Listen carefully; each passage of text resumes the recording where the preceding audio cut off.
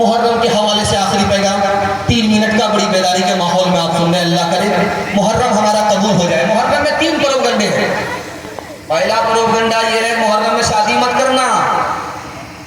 अब ये बेचारे की शादी हो रही है, ये इनका कलेजा कांप रहा। मुहर्रम में शादी मत करना, खतरा होगा। मैं बैठा हुआ हूँ, आपको सच्चाई बता रहा हूँ। मुहर्रम की शादी बड़ी पक्की होगी। अल्लाह के रसूल ने मुहर्रम में शादी किया है। हजरत सफिया रजी अल्लाह अन्हा से निकाह अल्लाह के रसूल ने मुहर्रम में किया। फातिमा का निकाह अली से हुआ, मुहर्रम में हुआ। रुकैया का निकाह हजरत उस्मान से हुआ है, मुहर्रम में हुआ है। ये खुशकिस्मत है, आज उस्मान की जगह है, अली की जगह अल्लाह इनके रिश्ते को कबूल फरमाए। दूसरा क्या है, मुहर्रम में जुलूस निकाला जाता था, मुहर्रम में मातम किया जाता था। आप लोग हाथ उठा करके बताइए कि आप लोग शिया हैं या सुन्नी हैं? सुन्नी अगर आप हैं तो आपके लिए ढोल नहीं है। सुन्नी अगर आप हैं तो आपके लिए निशान नहीं है, इमाम बाड़ा नहीं। अगर आप शिया होते तो मैं आपको इजाजत देता, इमाम बाड़ा बनाइए, निशान उठाइए, ढोल को भी पीटिए, सीना को भी पीटिए। ढोल फट जाए लेकिन सीना न फटे। मैं आपको बताता हूं, लखनऊ में जुलूस निकल रहा था, मुहर्रम का महीना था, जुलूस निकल रहा था। अरब के मेहमान आए हुए थे, हजरत हुसैन के खानदान के लोग आए हुए थे। कहा कि भाई ढोल बज रहा है, तमाशा हो रहा है। कहा हुजूर आपको पता नहीं, हजरत हुसैन का जुलूस निकल रहा है, हजरत हुसैन के लिए मातम किया जा रहा है। तारे इन्ना लिल्लाह अस्तगफिरुल्लाह। इन बदनसीबों को 1400 साल के बाद आज पता चला है। इसलिए जानते हैं ये चीज हमारे हिंदुस्तान में कैसे आई, आपको सुनकर के हैरत होगी। 880 हिजरी में शहंशाह तैमूर हिंदुस्तान का बादशाह था। ईरान से उसने कब्र मंगाया, हजरत हुसैन की कब्र की नकल मंगाया, ईरान से मंगाया। और हिंदुस्तानियों से कहा कि दुकान बंद करो, काला कपड़ा बांधो और ये कब्र है, इसकी जियारत करो, सवाब मिलेगा। वहां से ये शुरू हो गया। इंशाअल्लाह हम लोग शिया नहीं हैं, हम लोग सुन्नी हैं और टनाटन सुन्नी हैं। इंशाअल्लाह मुहर्रम में मातम, जनवरी में जश्न मनाएंगे। हाथ उठाइए इंशाअल्लाह, यहाँ करके फंसे। मुझे को पालो मुसाफिर न समझो, मैं आया नहीं हूँ, बुलाया गया हूँ।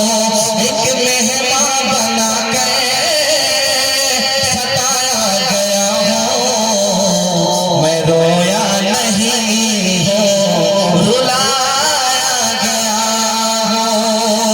खुदा जाने कैसी है ये मेजबानी, बहर प्यासों का है बंद पानी, बहर प्यासों का है बंद पानी। मुकद्दर में है जाम कौसर का पीना, मैं प्यासा नहीं हूँ, पिलाया गया हूँ।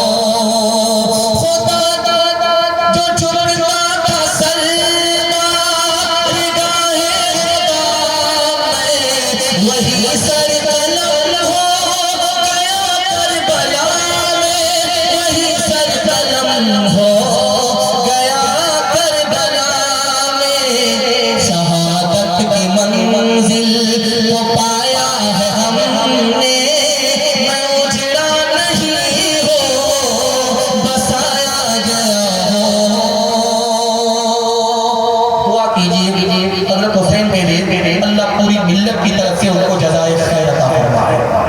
उनकी कब्र को अल्लाह नूर से भर दे, उनके दर्जात को अल्लाह बुलंद फरमाए। शादी का मौका है, 3 पैगाम शादी के हवाले से मुझे देना है।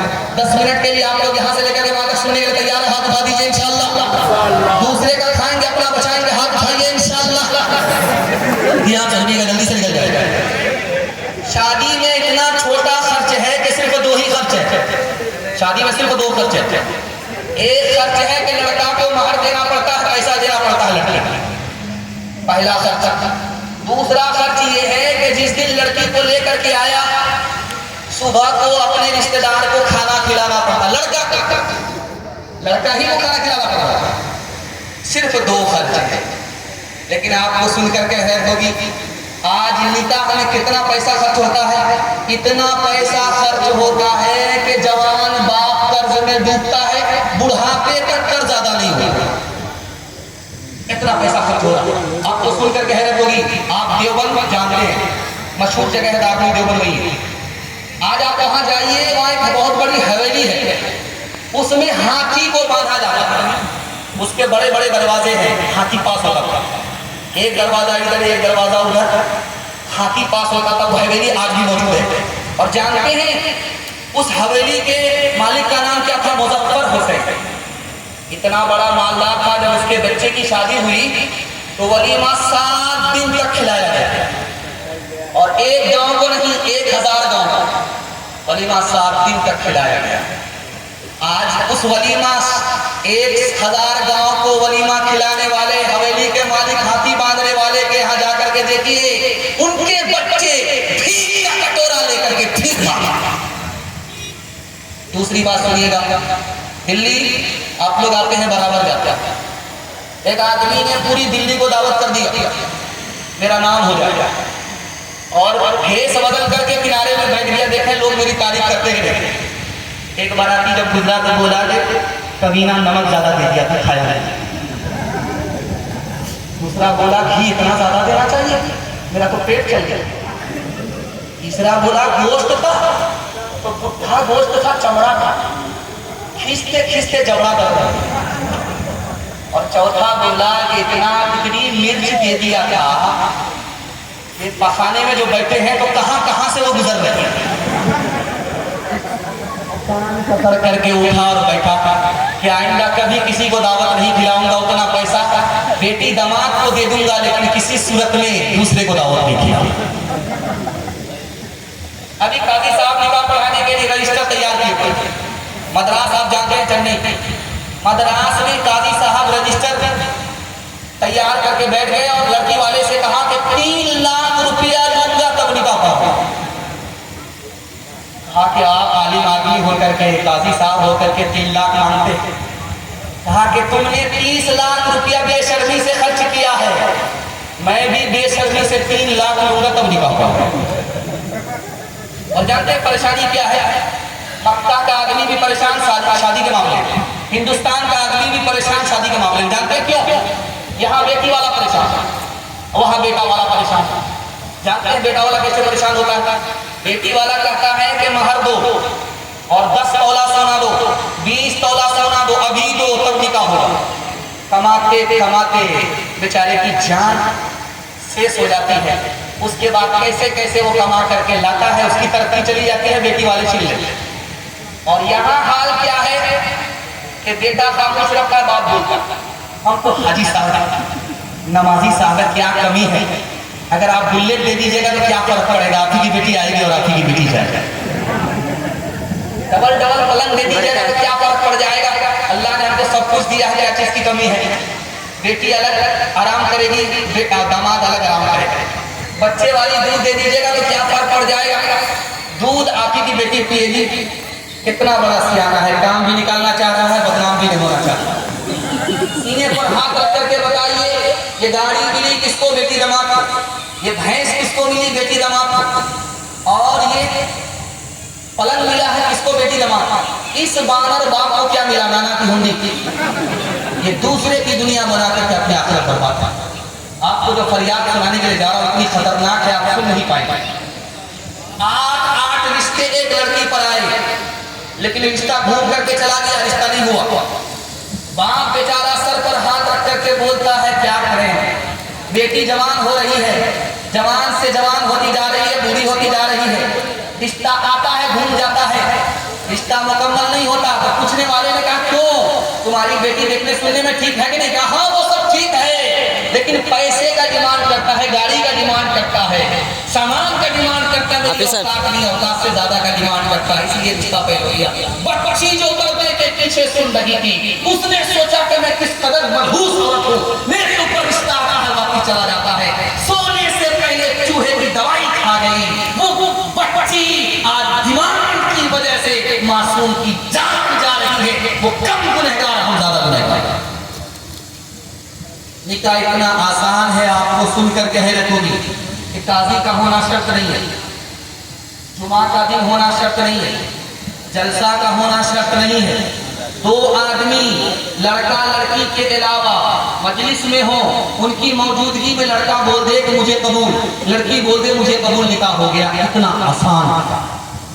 लेकिन मुसलमानों ने इस रस्म की वजह से, डिमांड की वजह से, निकाह को तिजारत बनाने की वजह से निकाह को इतना महंगा कर दिया, इतना महंगा कर दिया कि लड़की को जिंदा जलाया जा रहा है, लड़की को कत्ल किया जा रहा है निकाह की वजह से। लड़का का निकाह आसान, लड़की का निकाह मुश्किल। हाथ उठा करके आप वादा कीजिए, आप, मैं आपको गारंटी लेकर के जा रहा हूँ, ऐसा अल्लाह माला माल करेगा कि 17 नस्ल आपकी तर हो जाए। ये बेटी वाला बेचारा गरीब भाई आपको क्या देगा? जब अल्लाह देगा तो आपको माला माल कर देगा। हाथ उठा करके वादा कीजिए, गरीबों पर मेहरबान होंगे। हाथ उठाइए इंशाअल्लाह। ले ले के खुदा का नाम चिल्लाते हैं, फिर भी असरे दुआ नहीं पाते हैं। खाते हैं हराम लुक़मा, पढ़ते हैं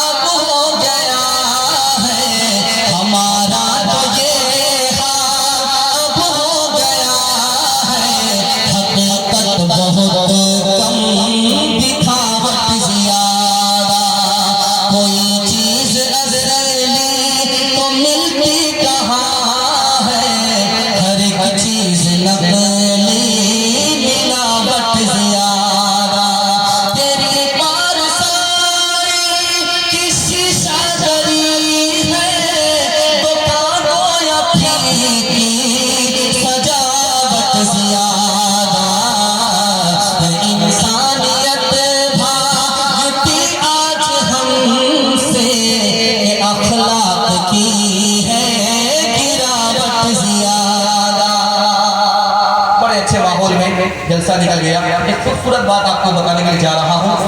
जो औरत सबसे पहली मर्तबा बेटी पैदा करे वो खुशनसीब है। जो बाप पहली बार बेटी का बाप बना वो खुशनसीब है। उसकी तरक्की यहाँ से होगी, उसकी तरक्की को कोई रोक नहीं सकता। इंशाअल्लाह हम अपनी बेटी को पसंद करेंगे, बेटी से नफरत नहीं करेंगे। हाथ उठा करके वादा कीजिए इंशाअल्लाह। एक खास बात बताने के लिए जा रहा हूँ।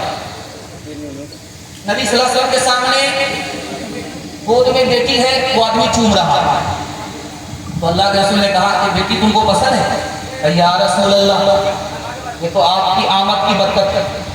जब आप दुनिया में नहीं आए थे, नबूवत का ऐलान नहीं किया था, तो मुझको बेटी से इतनी नफरत थी कि साथ बेटी को मैंने जिंदा जमीन में गाड़ा। आपने आकर के कहा बेटी जिंदा गाड़ने की चीज नहीं है, जिंदा रखने की चीज है, चूमने की चीज है। या रसूल अल्लाह, आपकी सुन्नत पर अमल करते हुए मुझे बेटी पसंद आ गई, बेटी से नफरत नहीं की। अल्लाह के रसूल बेटी को रुखसत कर रहे हैं, दामाद आगे आगे, बेटी पीछे। अल्लाह के रसूल पोटली उठा करके, बेटी की पोटली उठा करके सर पर, बेटी ने बोल करके या रसूल अल्लाह, आप मेरे अब्बा ही नहीं है, आप नबी हैं, मेरी पोटली को आप उठाएंगे? तो अल्लाह के रसूल ने कहा बेटी का बोझ बाप ही उठाया करता है। एक खास बात सुनिए, अल्लाह के रसूल ने पूरी दुनिया को ये पैगाम दिया, बेटी एक से ज्यादा हो जाए नफरत नहीं करना, क्योंकि एक से ज्यादा बेटी का बाप मैं हूं, मैंने कभी नफरत नहीं किया, तुम कभी नफरत मत करना।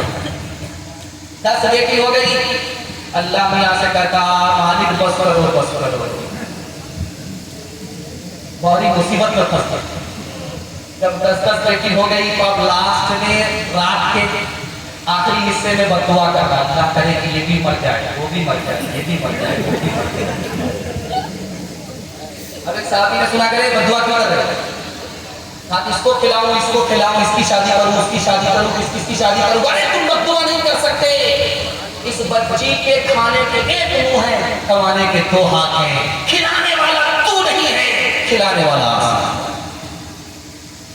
पहले ऐलान होता था बैंक में, देखिएगा मालिक का अभी देखिए गाड़ी में लिखा रहता बेटी बचाओ बेटी पढ़ाओ, बैंक में नाम लिखा हुआ जाइए, बैंक में लिखा रहता हम 2 हमारे 2, पहले लिखा रहता हम 2 हमारे 2, यानी मियां बीवी हम 2 हैं, हमारे बच्चे भी 2 होने चाहिए।